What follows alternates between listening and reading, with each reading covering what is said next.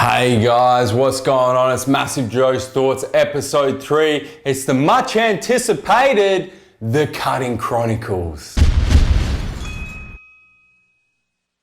The Cutting Chronicles, look, it's a video that we have been asked about since we started this new series, MassiveJoes Thoughts, man. We did the bulking Bible, we did carbohydrates, and then people said, look, I really need some tips on how to cut. I want to start my cut. I want to cut off my body fat. I want to show the muscle. I want to show all the hard work that I've worked on, the last few years building up muscle. Can you do a video on cutting body fat? And we said, yeah, of course we can. It's called The Cutting Chronicles, and that's the video we're talking about today. Look, I have to disclaim this video. Got to start this video with a disclaimer, man. This is not a weight loss video. This is not a video on how to lose weight. This is a video on cutting body fat. So this video assumes that you have already been through a bulk. You have already built muscle. You already have muscle mass, and you are looking to maintain the gains, man. You're looking to maintain that muscle mass and burn as much body fat as possible. So this is not just, I just need to lose 5 kilos, I just need to lose 10 kilos, I just need to lose 15 kilos. This is not a weight loss video. We may do one of those down the track, we may not. This is not that video. This is the Cutting Chronicles, man. This is about maintaining the gains, getting rid of as much body fat as you possibly can so you can see the muscles, man. You can see your physique. That's what this is about. It's the Cutting Chronicles. Now this video is going to be in 4 parts, similar to the bulking Bible. The first part is the most important part. It's going to be the longest part of the video. We're going to talk about diet. The most important part of cutting is diet. The second part of the video, we're going to talk about cardio. So we get asked quite a lot about cardio when it comes to cutting and the types and when to do it and that kind of thing. So the second part of the video is going to be on cardio. The third part of the video, we're going to talk about training, man. So there's a lot of misinformation about what happens with weight training when you're trying to cut. What happens to rep ranges, what happens to sets, that sort of thing. So we're going to address that in this video as well. And then the fourth and final part, of course, we're coming to you from MassiveJoes.com, man. So we're going to be talking about supplements and really the essential supplements when it comes to cutting that are really going to help you with your cut, help you burn that body fat, and most importantly, when it comes to supplementation, man, really help you maintain the gains while you're losing body fat. So let's get straight into it. It's diet. Okay, so diet. Look, when you're trying to cut, nothing is more important than your diet, man. If your diet is not on point and you're trying to cut and you're trying to lose body fat, get that lean, shredded look, you're just wasting your time. Diet is the most important thing, and that's why it comes first in the Cutting Chronicles, first in this video, and that's why the majority of this video is going to be spent right now talking about diet. So there's a few things we've got to chat about diet. The first thing is caloric deficit. Now, for those of you who have seen Bulking Bible, you already know about maintenance calories and caloric surplus and caloric deficit. I'm going to go through it real quick once again, just as a refresher, and for the people that haven't seen it, now you're going to know what it's about. So, maintenance calories. If over here, this is calories in, this is calories out. When these two meet, maintenance calories, this is the point where your body weight does not change. Okay, so this is your calorie intake meets your calorie output. You're in maintenance calories and your body weight does not change. You don't put on weight, you don't lose weight, you're at maintenance calories. When you're trying to cut, you have to be in what we call a caloric deficit, which means either your calorie intake has to be underneath your calorie output like that, so you have to eat less, or your calorie output has to be above your calorie intake like that, so you got to exercise more. You have to be in that, which is called a caloric deficit. You have to be in a caloric deficit. If you're not in a caloric deficit, there is just no way that your body's going to burn body fat. It's just not going to happen, and your cut is just not going to work. You have to be in a caloric deficit. Now, For those of you who don't know how to find your maintenance calories, man, look, it's real easy. You find a point where your body weight does not change, and then you spend 2 to 4 weeks, man, and you just measure everything you put into your body with everything remaining constant. So don't change your exercise, don't start adding cardio, don't do more exercise, don't do less exercise. When you found the point where your body weight does not change and you know exactly what you're putting in your mouth every day, and you know exactly how much of everything you're putting in your mouth, you can figure out using a calorie counter online, man. CalorieKing.com, something like that, man. There's awesome calorie counters online. You can figure out what your maintenance calories are. But like I said, the Cutting Chronicles is assuming you're coming straight from a bulk. So you already know what your maintenance calories are. So let's talk maintenance calories.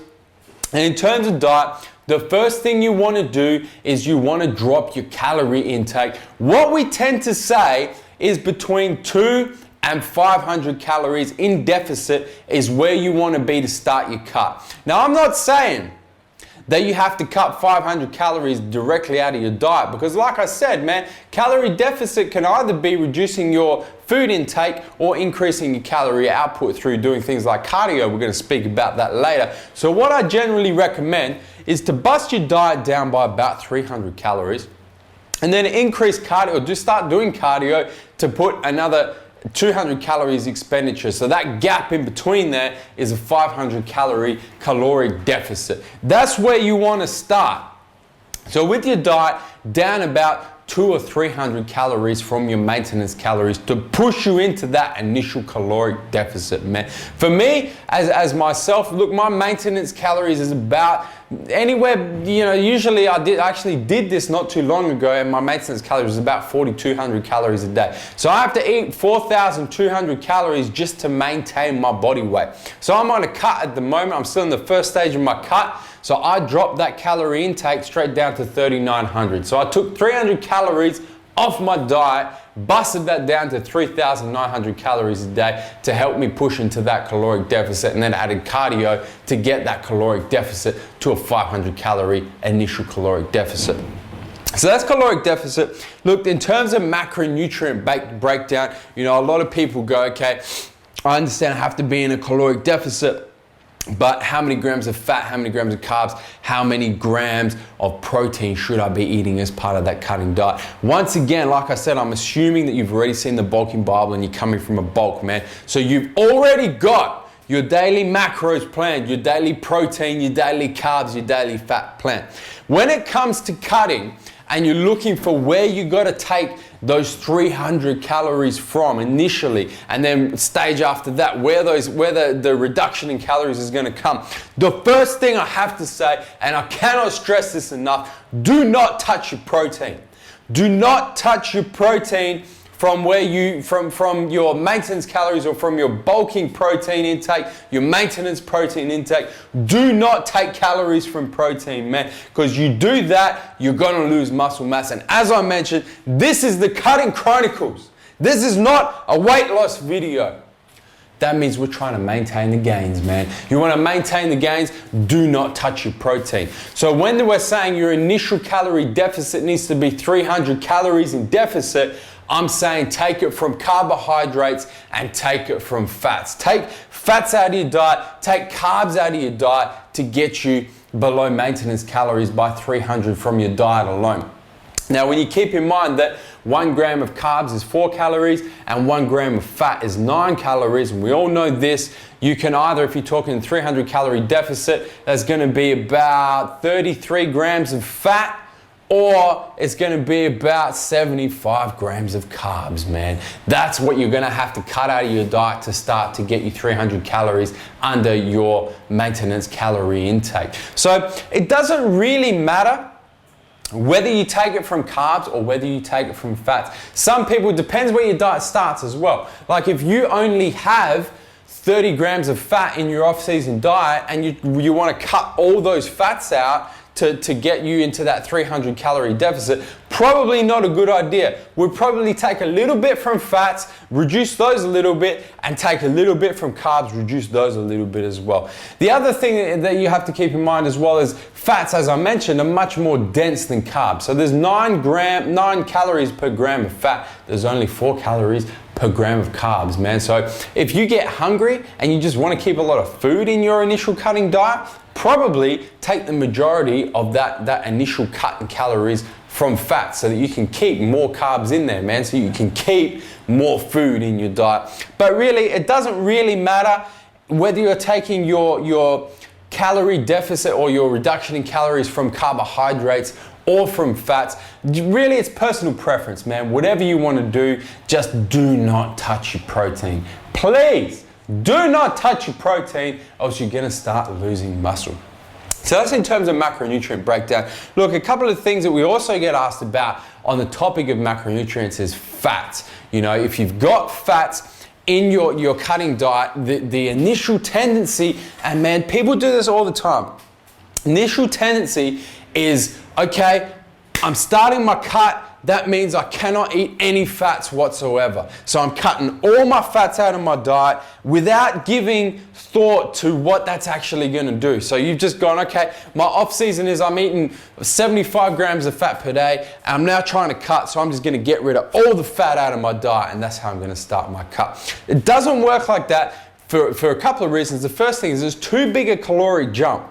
So you're gonna cut all those fats out. Man, that is a truckload of calories to cut out initially out of your cutting diet, and doesn't leave you a whole lot of room to cut anything more when you start to reach plateaus on your cut. That's the first reason why you shouldn't just cut all fats out of your diet. The second reason has to do with essential fatty acids, which we talk about in part 4 of this video on supplementation. But essential fatty acids are essential fats that your body needs to get from whole food sources. You have to consume these essential fats, man, or else your body's just not gonna function properly. So that's the first thing, is don't cut fats completely out of your diet for the sake of cutting fats completely out of your diet. Man, fats serve a purpose in your body. They're vital for organ function, man. They're vital for joint lubrication. They're vital for a bunch of different things in your diet.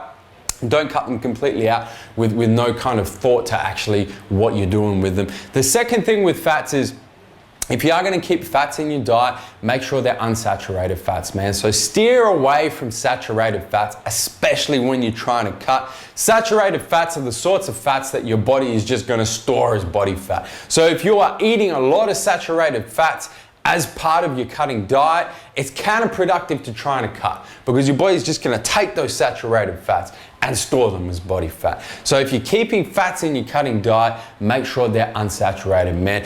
Get some nuts into you, get some unsaturated oils, some polyunsaturated oils, some olive oil, some flaxseed oil, some safflower oil, all of those awesome sources of unsaturated fats, man. The next thing we get asked a lot about is carbohydrates and insulin when you're trying to cut. Now, if you've seen the MassiveJoes Thoughts video on carbohydrates, you already know about carbs and insulin. If you haven't seen that video, man, when you get to the end of this video, I highly recommend you go check it out. There's a bunch of knowledge bombs dropped in that video about carbohydrates and insulin. The main thing when it comes to cutting, and I'm just going to do a quick refresher on this as well, when it comes to cutting and carbohydrates, real quick summary is high GI carbs give you big insulin response, low GI carbs give you small insulin response. Insulin is the most anabolic hormone in the human body, and it's a storage hormone. So whenever you get big insulin response, you get a spike in insulin, your insulin levels come up, that anabolic insulin hormone tells your body to store, which means your body cannot burn body fat when your insulin levels are high. It just can't happen. It's a physical impossibility for your insulin levels to be spiked and your body to burn body fat. So when it comes to your carbohydrate sources during a cutting diet, you can see you want to keep your insulin levels as low as you possibly can for as long as you possibly can throughout the entire day, so that your body has the opportunity to burn body fat for energy. You're not preventing it from burning body fat by having insulin levels high. So with that in mind, you want to make sure that your carbohydrates as part of your cutting diet are generally low GI carbs, man, at all opportunities. So your oats, your brown rice, your sweet potatoes, your real good fibrous carbs, your starchy carbs, your low GI carbohydrates that are going to have little effect on your insulin so you can continue to burn fat, man. Please, guys, and if you've seen the carbs video, you will know I get very passionate about this.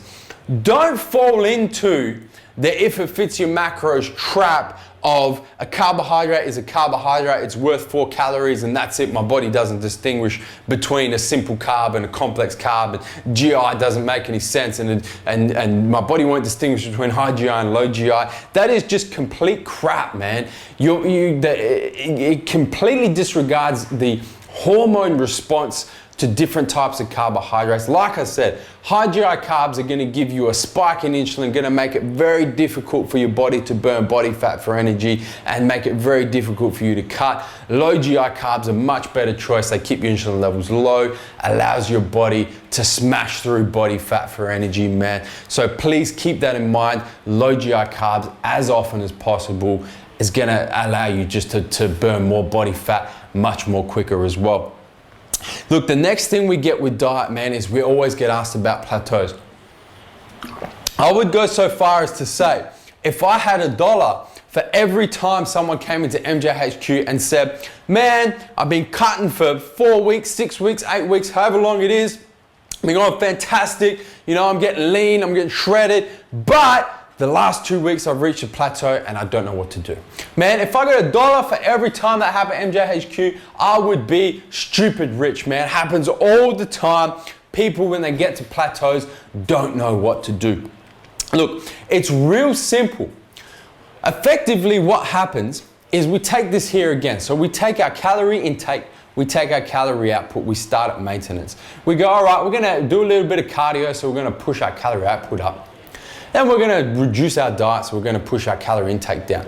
We got this here calorie deficit in there, man, and that's going to help us burn body fat. Yes, it is absolutely fantastic. But what happens at that point is over 4 weeks, 6 weeks, 8 weeks, 10 weeks, however long, it depends on the person, is what happens is your metabolic rate starts to slow down. Your body is very, very smart, right? So you're restricting your calorie intake, your calorie output's going up, your metabolic rate is actually going to start to slow down because your body will do what it has to do to survive, to hold on to body fat. Nobody's body wants to have less than 10% body fat. It's not a natural thing. Your body's designed to hold on to body fat as long as it possibly can. It's a survival mechanism. Your body wants to do it.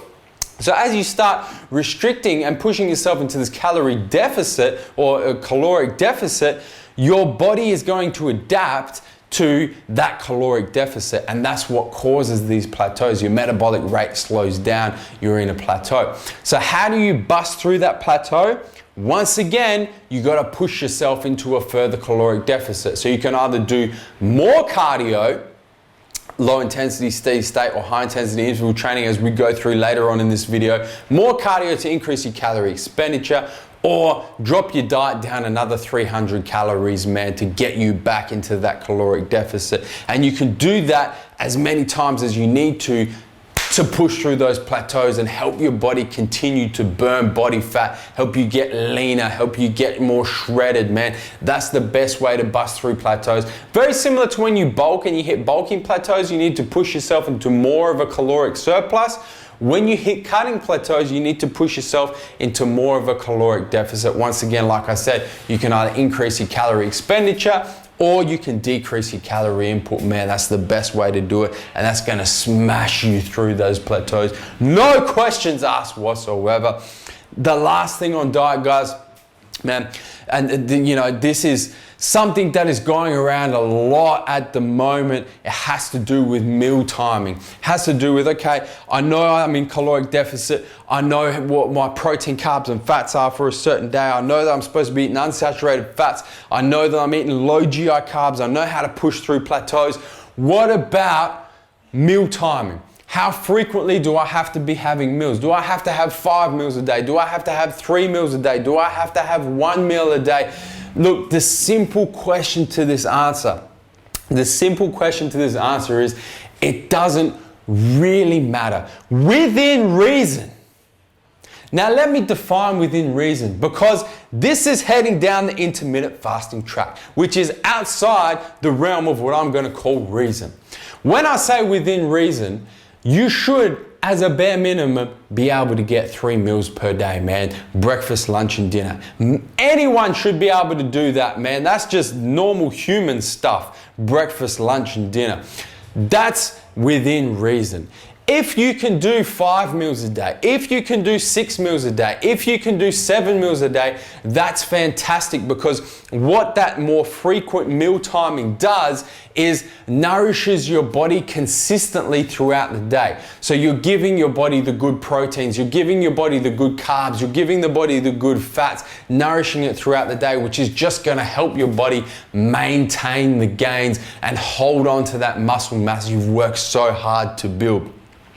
The other thing that more frequent meal timing does is increases your metabolic rate. So it increases the rate at which your body burns calories. Is very good for your metabolism to be getting a consistent supply of macronutrients every 2 hours, every 3 hours, every 4 hours, every 5 hours.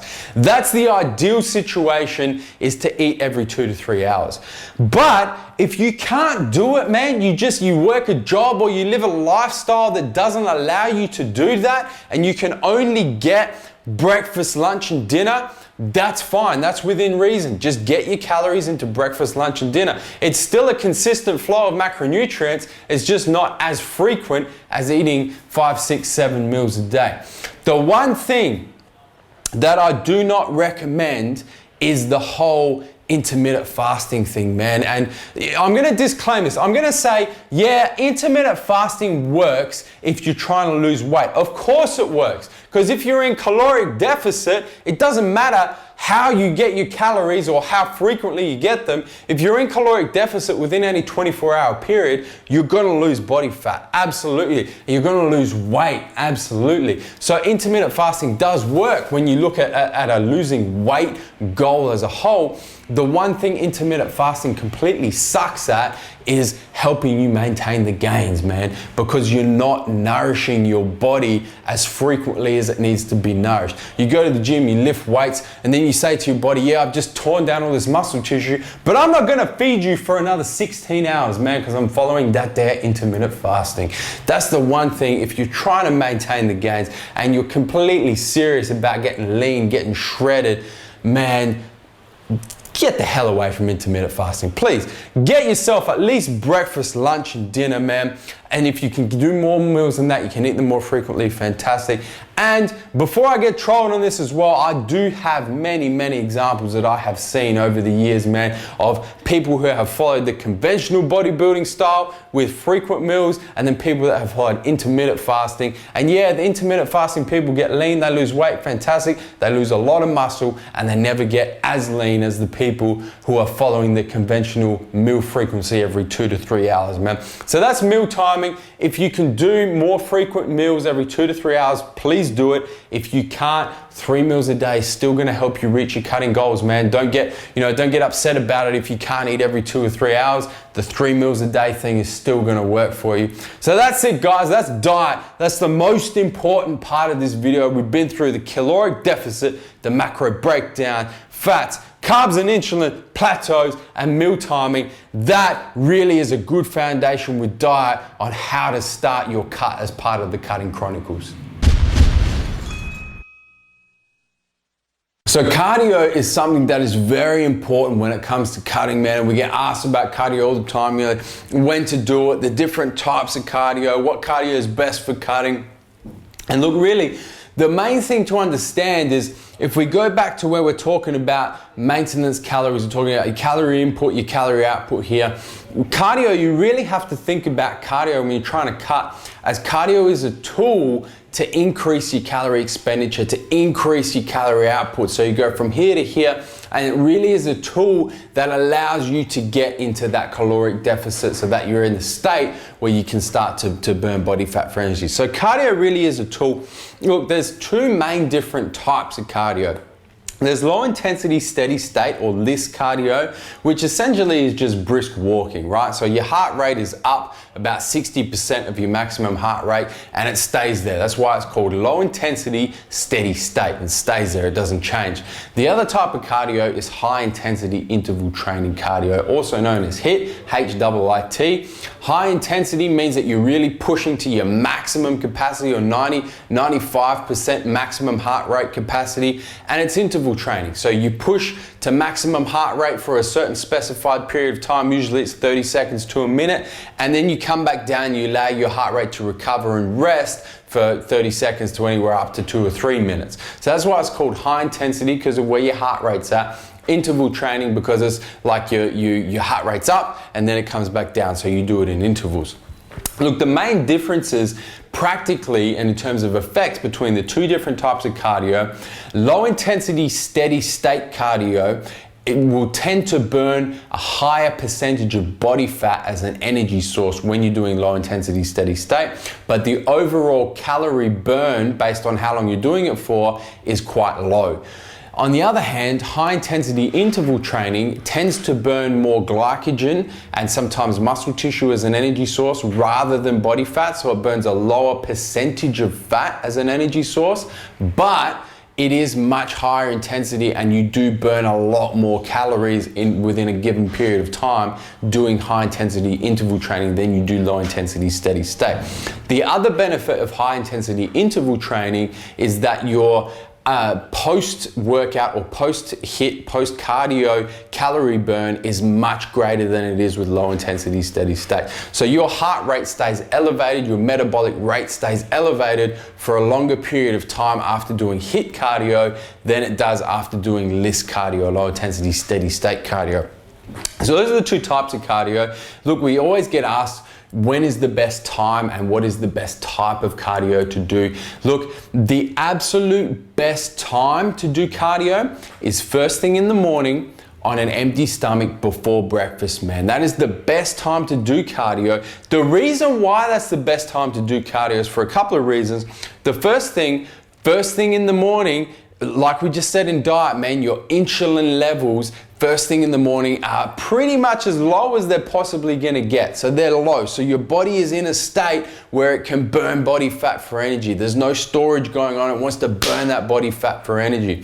The second reason why first thing in the morning is really the optimal time to do cardio is because your glycogen levels are low. So your body really has nothing to use for energy except for stored body fat and to a lesser extent muscle tissue. And the way you can protect that is through branched chain amino acids. We talk about that in supplements a little bit later on. But your main fuel source first thing in the morning on an empty stomach is body fat. That's what your body is going to use for energy. So the best time to do cardio, set your alarm, get up.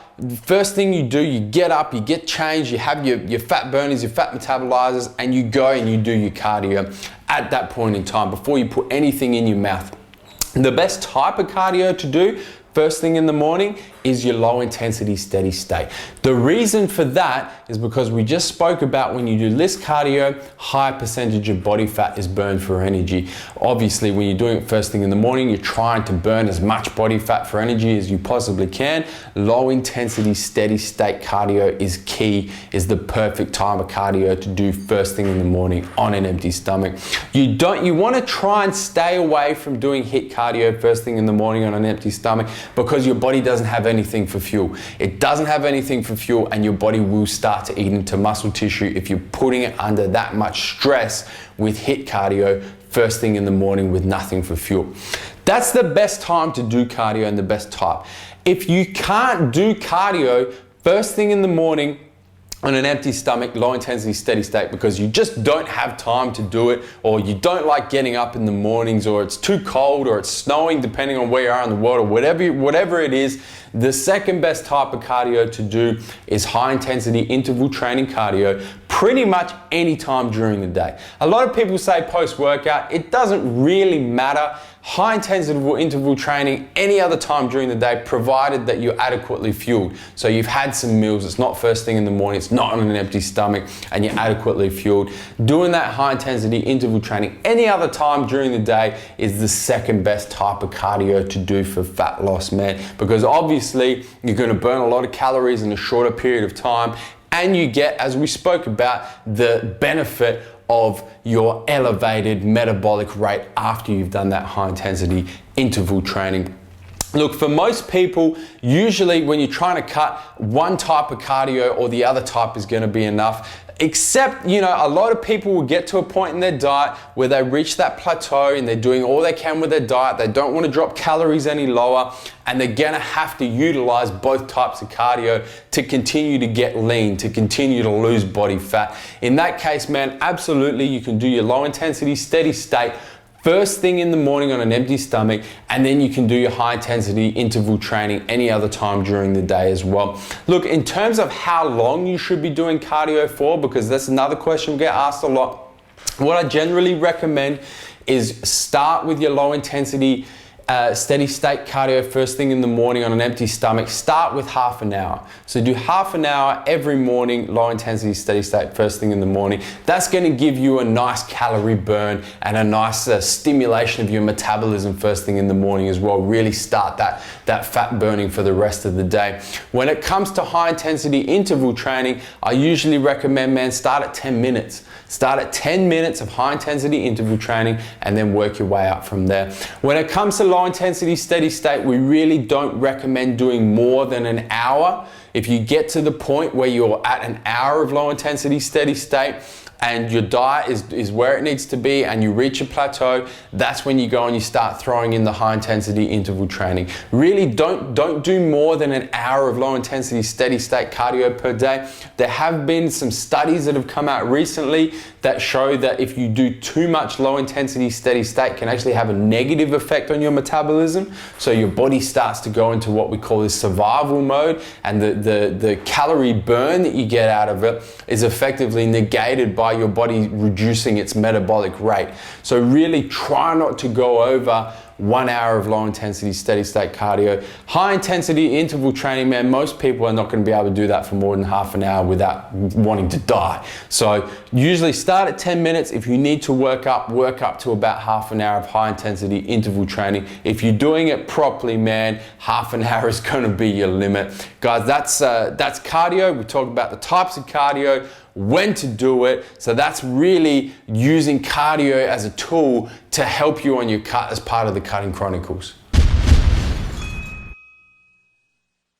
So training when you're trying to cut. Look, we get asked about the whole training thing when you're trying to cut, man, every single day without shadow of a doubt. Someone come into MJHQ or send us an email, drop a message on our Facebook wall asking us about, you know, how rep ranges changes, how weights change, how sets change, how the workouts change when you're trying to cut to when you're trying to bulk. And there is so much misinformation on this, especially on the internet, man, and floating around supplement stores and in the industry.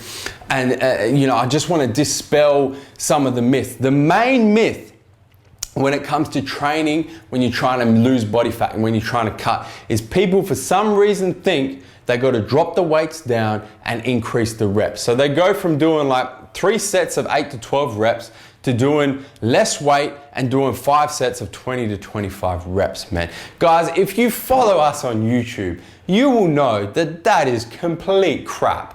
There's just no other way to describe it. If you've been training in the hypertrophy zone or whatever training you've been doing to build your body to what it is, and you're trying to maintain those gains and burn body fat, why would you go and change your training regime, man? Especially, why would you remove and drop the weight down that has built you that muscle mass? It doesn't make any sense, and the misinformation with this kind of stuff just really annoys me, man, because I see people get caught up in it every year and they lose so much muscle mass. And I know how hard it is to build muscle, and they just throw it away because they read something on the internet or they spoke to someone at a supplement store or spoke to a coach or whatever, and they told them this is how you go to train. It doesn't make any sense. If you want to maintain the gains, if training a certain way, you do your 5 exercises, your 3 to 5 sets per exercise, and your 8 to 12 reps per set. And that's what's built you your muscle mass. That's the way you keep training to maintain that muscle mass. When you're trying to cut, you're trying to burn the body fat, maintain the muscle mass, maintain the gains. You got to train with exactly the same way as you train in the off season, man. You got to move the same amount of weight.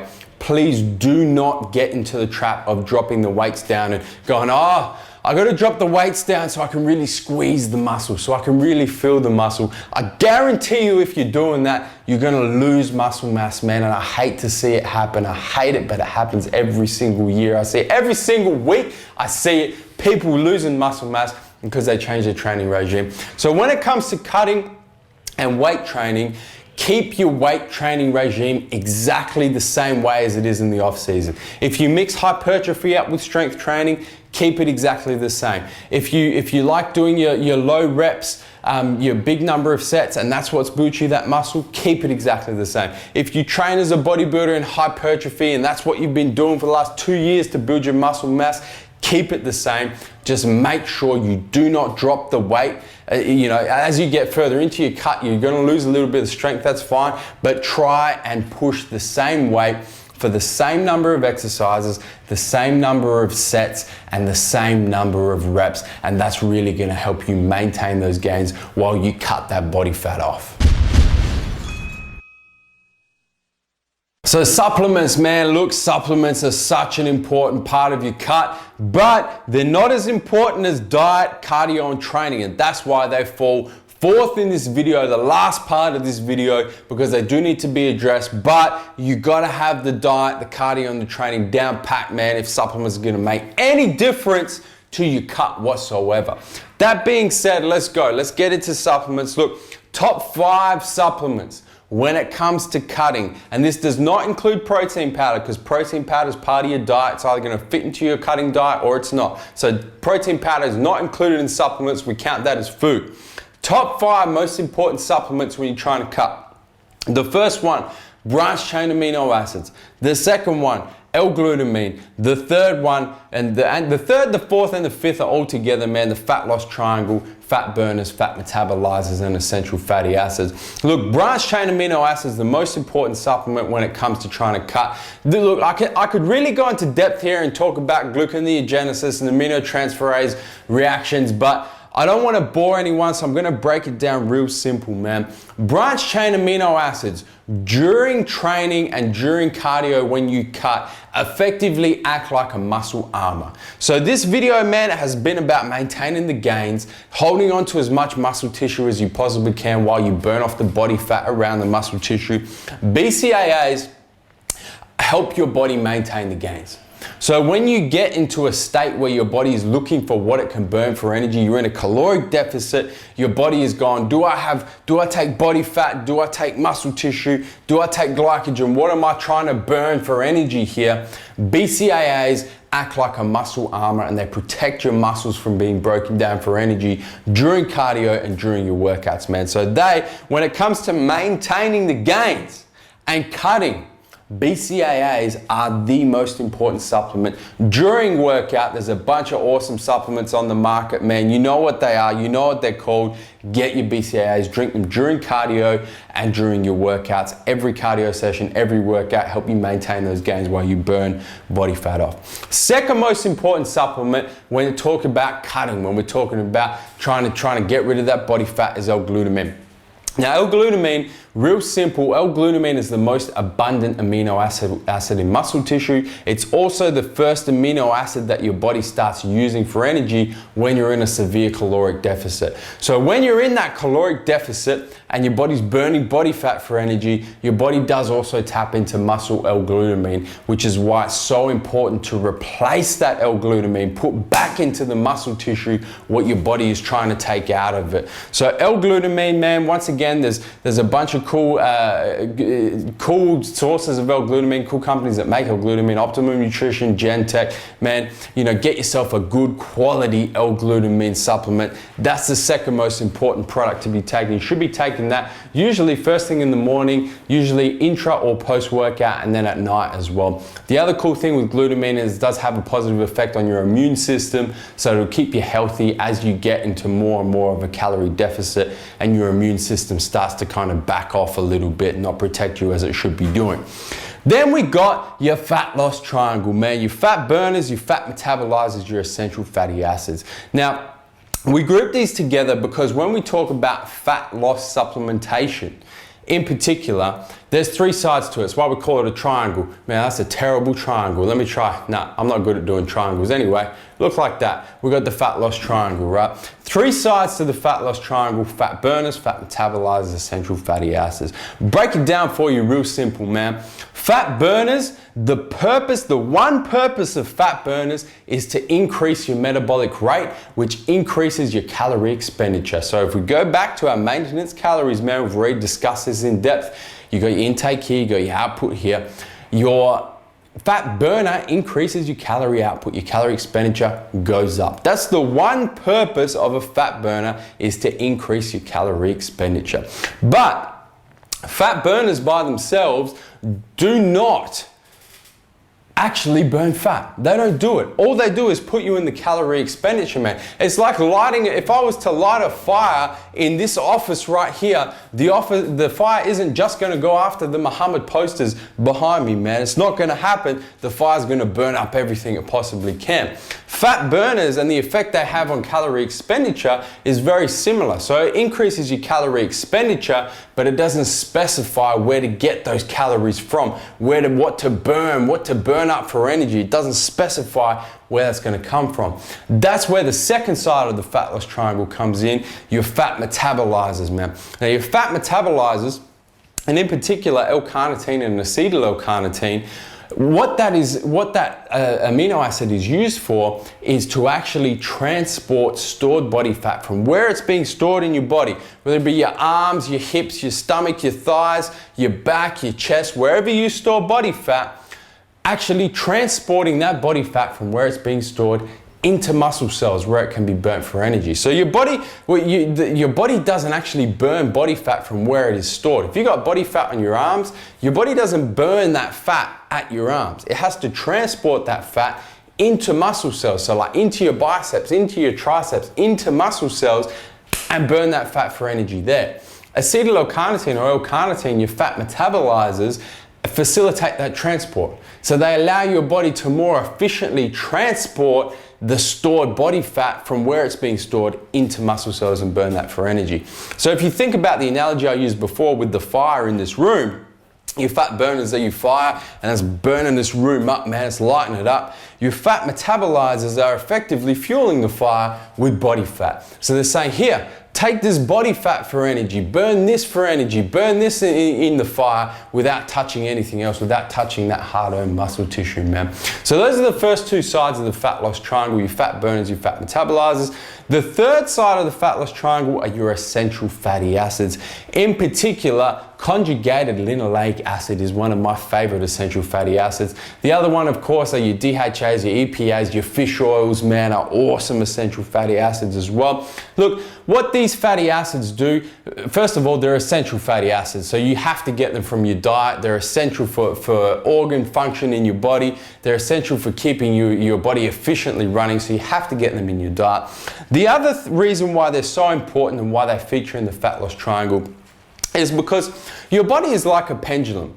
If you push it too far in one direction, say you're pushing it over there, like a pendulum, man, it's going to come straight back in the other direction, harder in the other direction. So if you completely remove fat, and in particular essential fatty acids, those essential fats that you have to get from your diet, your body's going to hold on to body fat, man. It's going to hold on to as much fat as it possibly can because you're effectively signaling to your body, I'm not going to give you any more fats. You're not going to get them. So you need to hold on to whatever you have. By getting those conjugated linoleic acid and the fish oils, man, your essential fatty acids, in to your diet in supplementation form, in supplement form. You're saying to your body, look, I'm going to give these to you so you can go ahead and burn that body fat. It is effectively giving your body good fats so that you can burn your body fat, man. That's why it's the third part of the fat loss triangle. So you've dealt with the calorie expenditure, you've dealt with fueling the fire with body fat, and then you've dealt with actually allowing your body to burn that body fat and saying, you know what, you don't need to store any more body fat, man, because I'm gonna give you all of the good essential fatty acids that you need in supplement form. The best time to take essential fatty acids, first thing in the morning, last thing at night. And then a lot of people, what they like to do with CLA, with conjugated linoleic acid as well, is to take 1 gram, 2 grams, 3 grams with every single meal throughout the day as well. Usually for most people, first thing in the morning, last thing at night is going to do. Just with fat metabolizers as well, I didn't address the best time to take them. Fat metabolizers, your acetyl-L-carnitine and your L-carnitine, man, you want to take those anytime before cardio, so about 15 to 20 minutes before cardio, and before your weight training as well, really to facilitate that transport of stored body fat into muscle cells whenever you're exercising and allowing the body fat to be burnt in those muscle cells for energy, man. So that's supplements. Guys, look, that's the Cutting Chronicles.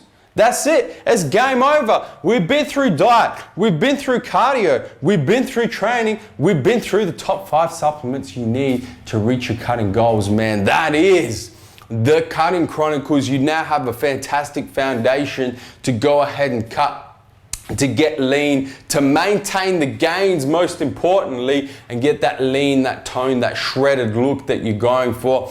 Guys, as always with MJ's Thoughts, man, if you have any questions on this video, I know there's a lot of information in this video, a lot of information, and I could speak about this. We've done seminars on this, and I've spoken about this stuff for like 2 to 2.5 hours. This video could go for 2.5 hours. I've tried to condense it as much as I can, but it means it's very information dense. If you've got any questions, as always, subscribe to our YouTube channel, man. There's gonna be a button pop up on the screen. Hit that button, subscribe to our YouTube channel, and then post your questions as a comment to this video. Don't post them on the Facebook. Don't post them on the MassiveJoes website because we won't see them. And if we do see them, it's only going to be for a few minutes once it's been posted. Post them as a comment to this video and they'll be visible to all of the viewers at home for years on end, man. Guys, that is the Cutting Chronicles, MJ's Thoughts episode 3, man. I hope that you have enjoyed this video. I look forward to answering any questions that you may have. Guys, that's the Cutting Chronicles, MassiveJoes Thoughts, and we're coming to you from MassiveJoes.com. Stay massive. Proportion, but yeah, in terms of me being happy with where I was yesterday, I'm absolutely wrapped. I think between everyone on my camp, Lee Priest helped me and everything like that. We did everything in our power to be the best that we could, and we were the best that I was, and the best that I could have been. So I'm really happy with what came out of yesterday, and yeah, I suppose I didn't even really learn anything from it or anything because it was just perfect for me. I did bring my best package. So. And I think everybody in the crowd would probably agree with that. You were definitely, much better condition than you were last year. The package was much more complete, much more streamlined through the midsection. Yep. I think everybody that was there saw that you bought an amazing package this year. Yeah, well, it was exciting, because I've got some awesome feedback from everybody, and I suppose I'm just happy that I have that sort of physique that's it's streamlined, it's classic. I've got a small midsection, whereas that's.